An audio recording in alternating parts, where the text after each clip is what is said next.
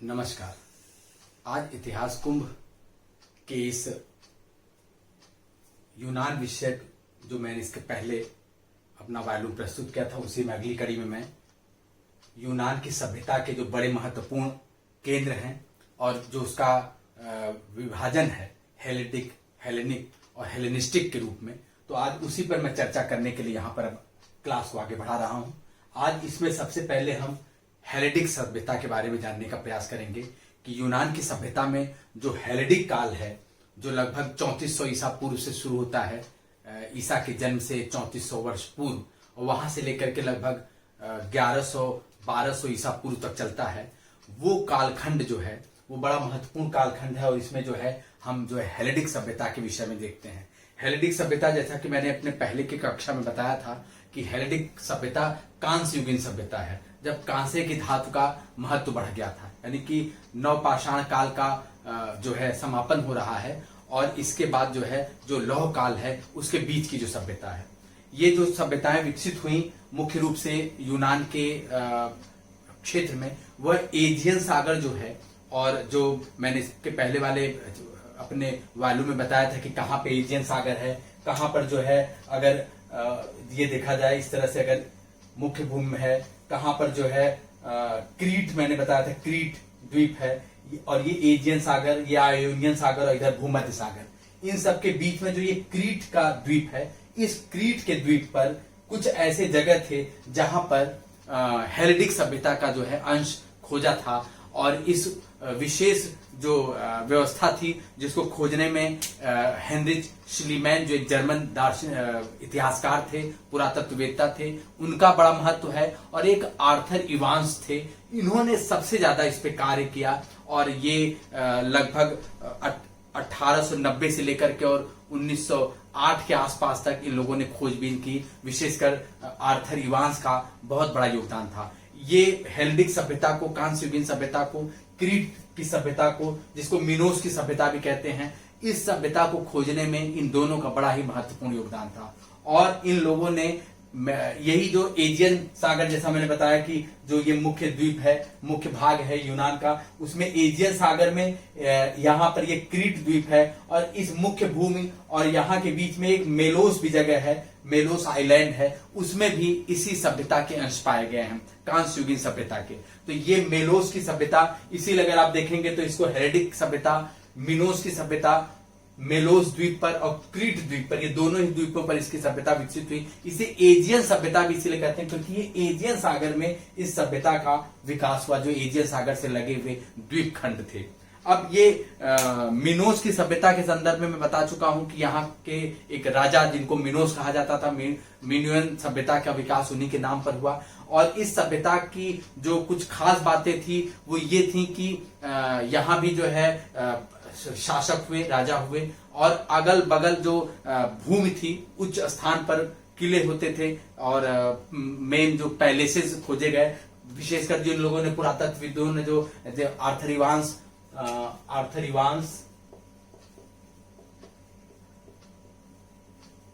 और हेनरिक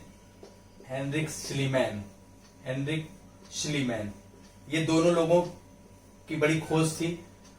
ये जो है ब्रिटेन के थे और ये जर्मन मूल के थे, और इन दोनों ने ही बड़ी खोज की। तो इसमें कुछ नगर खोजे थे इन लोगों ने, और जब उसकी सभ्यता की खोज की तो वहां उन्होंने देखा कि वहां पर मुख्य भूमि है जहां पर एक पैलेस है, महल है, राजमहल है, उसके अगल बगल आम जनता का जो घर होते हैं उस तरह का जो है रियायत पाया गया है, जिसमें ढेर सारे छोटे छोटे कमरे पाए गए। इसके अलावा वहां पे उन्होंने कब्रगाह भी देखी है, कब्रगाह की भी खोज वहां पे की। इसके अलावा उस सभ्यता के जो कुछ पवित्र ऐसे गुफाएं थी उसकी भी वहां पे उन्होंने खोजबीन की। इसके अलावा जो पुरातात्विक अवशेष वहां पे खोजे गए उसमें वहां पर कुछ पहाड़ भी पाए गए हैं जिनका एक अलग अपना महत्व है। तो जिन स्थलों की खोज हुई है, जो राजमहल थे, वो 4-6 जगह पाए गए हैं। विशेषकर नोसोस एक जगह है। अगर क्रीट की सभ्यता को देखा जाए, क्रीट में इस एरिया के आसपास एक नोसोस जगह है, वहां पर इस सभ्यता का प्रारंभिक और ये सबसे बड़ा नगर था नोसोस। इसके अलावा इसी से लगा हुआ यहाँ पे एक जगह है फेस्टोस था, फेस्टोस। ये भी जगह पे पाया गया है। इसके अलावा एक और जगह है मालिया, जो यहाँ के आसपास है मालिया, और एक जगह है जक्रोज, जो ये पूर्वी क्रीट के आसपास है। तो ये जो एजियन सागर में पाई गई सभ्यताएं हैं वो इस प्रकार से हैं। मैंने यहां लिखा भी है, नोसोस एक महत्वपूर्ण जगह था, इसके अलावा फेस्टोस एक जगह था, मालिया और जक्रोज, ये नोसोस, ये फेस्टोस, ये मालिया और ये फ्रैक्टोस, जक्रोज, ये 4 जगह थे जो बड़े महत्वपूर्ण थे। यहाँ की सभ्यता में जो कुछ और बातें देखने में आई कि ऐसा माना जाता है कि यहाँ जो पुजारी थे, जो मंदिर होता था, वहां पुजारी का कार्य महिलाएं करती थी, पुजारिन जो होती थी उनके माध्यम से होता था। और जो यहाँ की प्रमुख देवी थी उनको री नाम से पुकारा जाता था, री नाम से। तो ये एक वहां की सभ्यता के साथ जुड़े हुए कुछ अंश है, जो हेलेडिक सभ्यता है, जो कांस्य युगीन सभ्यता है। इस सभ्यता के अगर कुछ और बातों पर ध्यान दिया जाए तो ये देखने में आता है कि इस सभ्यता में लिपि भी पाई गई है, जो इसे चित्रात्मक लिपि होती है, चित्र के माध्यम से जो लिपि का लेखन होता है, वो लिपि यहां से पाई गई है, चित्रात्मक लिपि। तो ये उस सभ्यता की कुछ महत्वपूर्ण अंश हैं। इसके अलावा अगर वहां की कथाओं को देखा जाए, माइथोलॉजी को देखा जाए, तो वहां पर एक जो है सिंह और मनुष्य, क्षमा चाहते हैं, एक जो है बैल है जिसके सिंह है और उसका मुंह बैल की भांति है, और बाकी शरीर उसका जो है वो मनुष्य की तरह है, उसमें बैल की तरह मुंह है उसका, और इसके अलावा पूंछ भी है। ये एक मैंने यहां पे लिखा भी है मिनोटोर। ये मिनोटोर वहां की एक जो है पौराणिक कथाओं में मिलने वाला एक जो है बहुत महत्वपूर्ण एक जो है कथा है और एक अंश है, एक जो है कथानक में पाने जाने वाला एक पात्र है जिसका बड़ा महत्व है। और वहां पर जो एथेंस का एक प्रमुख शासक थीसियस है, उसको उसके मिनोटोर के अंत का जो है उसके युद्ध का वर्णन मिलता है, और ये बहुत ही अधिक महत्वपूर्ण वहां की पौराणिक कथाओं के रूप में आता है, जिस पर बहुत सी फिल्में बनी हैं, जिस पर बहुत से लोगों ने जो है उपन्यास लिखे हैं ग्रीक भाषा में और अन्य भाषाओं में बाद में भी, और अभी हाल तक में उस पर फिल्में भी तक भी बनी हैं। तो ये जो मिनोटोर है, ये उस जो मिनोस की सभ्यता है, मिनोटोर भी एक्चुअली मिनोस की सभ्यता से रिलेटेड ही उस एक व्यक्ति है, इसीलिए इसको जो है मिनोटोर के रूप में व्यक्त किया गया है। और इसी से एक जुड़ी हुई बात है, वहां पे एक भूल भुलैया का भी हिस्सा पाया जाता है, जो लेबिरिंथ जो होते हैं, जो भूल भुलैया, जिसमें कि हम लोग अक्सर देखते हैं कि ऐसे बनाया जाता है कि इसके अंदर कैसे कोई व्यक्ति पहुंचेगा, जो कैसे किसी व्यक्ति को वहां तक पहुंचाया जाता है। तो जो एक भूल भुलैया का हम लोग खेलते हैं, आज भी बच्चों को खिलाते हैं, उस तरह का भूल भुलैया, और उस भूल भुलैया के बीच में ये मिनोटोर होता था, जिसके साथ लड़ाई का एक जो जैसे सांड की लड़ाई स्पेन में होती है, उसी प्रकार से इस मिनोटोर के साथ जो है युद्ध का वर्णन मिलता है वहां के पौराणिक कथाओं में। और वो युद्ध का जो एक आखिरी युद्ध था जिसमें थीसियस जाता है, जो एथेंस की ओर से आता है, और वो उस मिनोस की सभ्यता में वहां पे पहुंचता है, क्रीट पहुंचता है, और वहां पे जो है वो जो है इस मिनोटोर से लड़ता है। तो वहां पर दिखाया जाता है कि थीसियस जो है इस हीरो के रूप में उभर के आता है, और ये जो है मिनोटोर का वो अंत करता है। ये बहुत बड़ा एक जो है मिनोस की सभ्यता से जुड़ा हुआ एक पौराणिक कथाएं है, एक दंत कथा के रूप में है, और उसका बड़ा महत्व है। तो ये ऐसी चीजें हैं जो हेलेनिक काल का जो क्रीट द्वीप पर या मिलोस द्वीप पर जो एजियन सभ्यता के रूप में जो विकसित हुई सभ्यता, उसके कुछ प्रमुख अंश हैं। यहां पर एक और जो कुछ बड़ी महत्वपूर्ण चीजें पाई गई वो ये है कि वहां पे पिलर पर घर बना हुआ देखा गया, पिलर पर। इसके अलावा ब्रिक्स का उपयोग हुआ है, मिट्टी के जो है चूना का जो पत्थर पाया जाता है, चूना लाइमस्टोन, उसका जो है उपयोग हुआ है। इस तरह की वहां पे जो है सामग्रियों का उपयोग करके भवन का निर्माण किया गया है। वॉल पेंटिंग पाए गए हैं।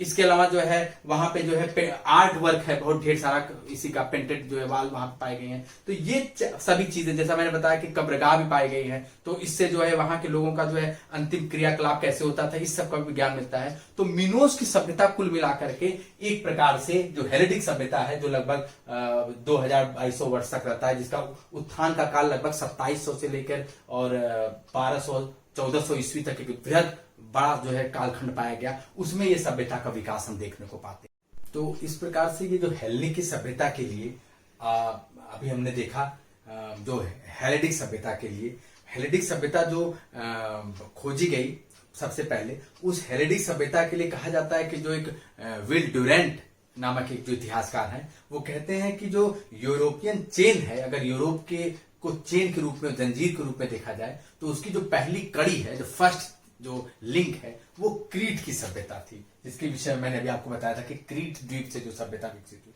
तो उस क्रीट में जो भवन संरचना मिली, जो ट्रेड और व्यापार के जो संकेत मिले, या जो वहां का जो है कब्र वगैरह मिले, जो वहां के धार्मिक विश्वास मिले, इन सब का जो है एक अगला चरण जो हम देखने को हमको मिलता है, वो हेलेनिक युग में मिलता है, जो कुल मिलाकर लगभग 1200 बीसी से, बिफोर क्राइस्ट से लेके 338 बीसी तक पाया जाता है। अब ये जो हेलेनिक युग है, ये मुख्य रूप से लौह युग है, लौह काल का है। ये माइसीनियाई सभ्यता के रूप में इसका हम विकास देखते हैं। अब ये जो लौह युग है, ये कुल मिला के हम सभी इस विषय से परिचित हैं कि भारत और अन्य सभी देशों में लगभग 1000 ईसा पूर्व के आसपास लोहे की खोज हुई थी। इसके पहले जो है कांस्य युग था। अब उस कांस्य युग से जब लौह युग में हम आते हैं, तो जो टूल है, जो अस्त्र हैं, जो शस्त्र हैं, जो औजार हैं, जो खेती और अन्य सामग्रियों के लिए, जो व्यापार के लिए सामान जो आ रहे हैं, उन सब में अब जो अभी तक कांसे का उपयोग होता था, उसकी जगह अब लोहा आ गया, जो अपेक्षाकृत अधिक कठोर और मजबूत धातु है। इस चीज ने जो है व्यापार की गति को, सामग्रियों को बनाने की गति को, खेती इत्यादि को एक व्यवस्थित स्वरूप दिया इस चीज ने। अब लोगों का जीवन एक ग्रामीण जीवन के रूप में विकसित हो रहा है, ग्राम में जीवन अधिक विकसित हो रहा है, इसलिए क्योंकि अब उनके पास हल जैसे, फाल जैसी चीजें आ रही हैं, और अब उसका उपयोग करके वो ग्रामीण सभ्यता को और अधिक विकसित बना पा रहे हैं। उनके पास हथियार अच्छे आ रहे हैं, लोहे के आ रहे हैं, तो उसकी सुरक्षा के लिए भी अच्छा प्रयास कर पा रहे हैं। हालांकि इन चीजों ने क्या किया कि जैसे जैसे ग्रामीण सभ्यता बढ़ी, तो ग्रामों ने जो है, ग्राम और इन ग्रामों के बीच में संग्राम की स्थिति आती है। अगर हम भारतीय इतिहास में चर्चा करें, तो हमने देखा है कि किस प्रकार से ग्राम और ग्राम के बीच का संग्राम, और उस संग्रामों के बीच में जब जो दो बीच जन में, यानी जो कबीलों के बीच में से कैसे जन का उद्भव होता है, जन से कैसे जनपद आते हैं, जनपद से कैसे महाजनपद आते हैं, और उस महाजनपद के बाद फिर राज्य, और राज्य के बाद साम्राज्य। तो ये जो एक कालक्रम रहा है, ग्राम से लेकर के भारतीय संदर्भ में ग्राम, और ग्राम के बाद जन, और जन, और जन के बाद जनपद, इस प्रकार से जनपद, और जनपद के बाद इसके बाद जो है महाजनपद। हम लोगों ने पढ़ा है 16 महाजनपद भारतीय इतिहास के संदर्भ में, प्राचीन भारतीय इतिहास के संदर्भ में। तो महाजनपद, और महाजनपद के बाद राज्य, और राज्य के बाद फिर साम्राज्य। इस क्रम में साम्राज्य, इस क्रम में जो है हम देखते हैं कि विकास होता है आधुनिक साम्राज्यों का। यही विकास के क्रम हमको देखने को यहाँ के संदर्भ में भी, हेलेनिक युग में भी देखने को मिलता है। परंतु अभी यहां पर हम ग्राम से जन, और जन के रूप में जनपद तक आए हैं, जो जनपद नगर राज्य के रूप में विकसित होते हैं। आगे हम देखेंगे कि किस प्रकार इसी कालखंड में, ये बहुत ही घटना बहुल कालखंड है जो ये लौह युग है, लगभग जो 800 वर्षों का है, 900 वर्षों का कालखंड है। इसमें बहुत सी घटनाएं घटती हैं, और ये बेसिकली इस हेलेनिक युग को भी हम 2-3 युग के रूप में, 2-3 अलग अलग खंडों में बांट करके पढ़ते हैं। जिसमें एक खंड है अंधकाल है, जो 1200 से लेकर लगभग 800 साल तक का, 800 बीसी तक का, लगभग 400 वर्ष, 300 वर्ष का एक ऐसा कालखंड है जिसमें हम ये देखते हैं कि कोई बहुत अधिक घटना नहीं घट रही है। ये कांस्य युग का अंतिम चरण है, ये हेलेनिक काल का अंतिम चरण है, और मिनोस की सभ्यता का पतन की ओर है, और इसके बाद माइसेनियाई सभ्यता का उदय हो रहा है। तो एक संक्रमण का काल है, और उस काल की बहुत अधिक जो है घटनाएं, या बहुत अधिक जो है खोज सामने नहीं आई है। लेकिन जब हम देखते हैं कि यहाँ लिपि का विकास हो चुका है, जैसा मैंने अभी बताया था कि एक चित्रात्मक लिपि का विकास हो चुका है, लेकिन ग्रीक लिपि जैसी भाषा का, ग्रीक भाषा का उत्थान ये अब धीरे धीरे हो रहा है। जब हेरोडोटस नामक इतिहासकार आ रहा है, जब थुसिडिडीज आ रहा है, जब होमर का महाकाव्य इलियड और ओडिसी आ रहा है, जब ये वीरगाथा काल लगभग 800 से लेकर 500 बीसी तक का जो कालखंड है, ये जब ईसा 800 से 500 ईसा पूर्व का जो कालखंड है, ईसा से 800 साल पहले से लेकर 500 साल ईसा पूर्व का कालखंड है, इसमें हम देखते हैं कि लेखन का विकास हो रहा है, ग्रीक भाषा का विकास हो रहा है। लेकिन इसके पहले जो चित्रात्मक लिपि है, जो लगभग 400 वर्षों तक चल रहा है, और उसके पहले कांस्य युग में भी है, वो कालखंड एक अंधकाल के रूप में हमारे सामने अभी प्रस्तुत है।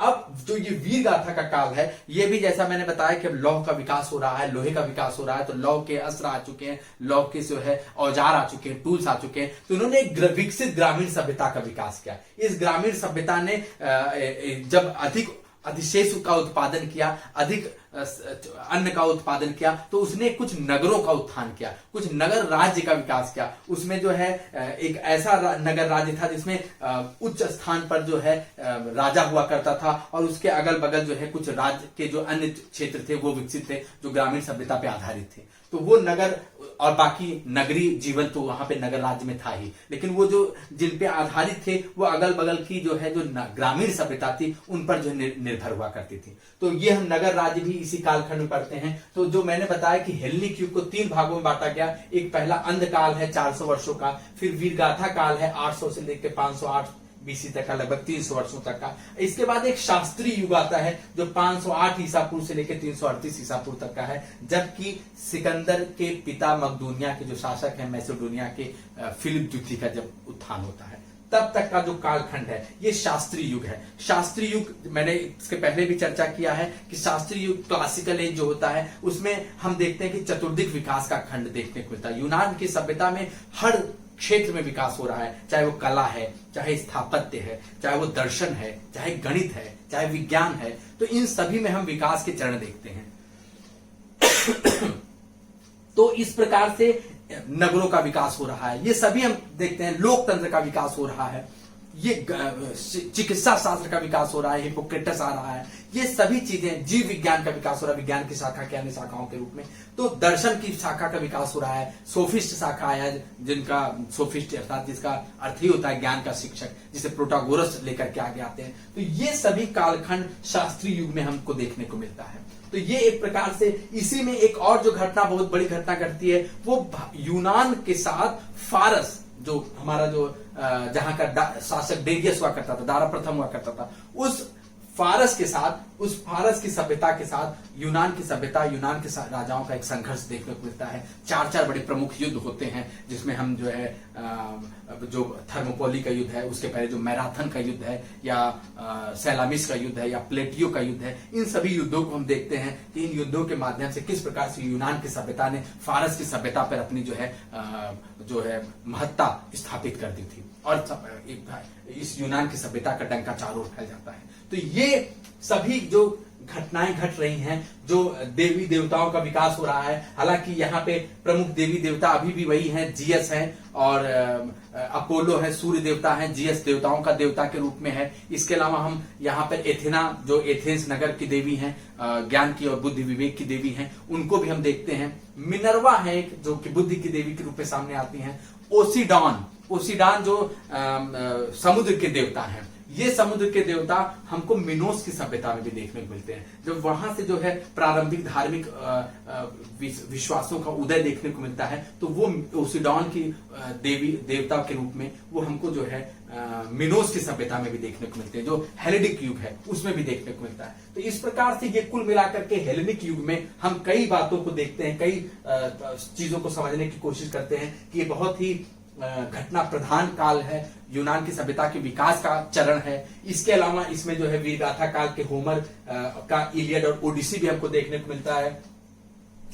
ओडिसी और इलियड, इलियड के बारे में और ये ओडिसी के बारे में आप सभी परिचित होंगे कि ये जैसे भारत में रामायण और महाभारत जैसे महाकाव्य का वर्णन मिलता है, ठीक उसी प्रकार से होमर ने जो है इलियड और ओडिसी को लिखा है, जिसका बड़ा यूनान की सभ्यता में महत्व है।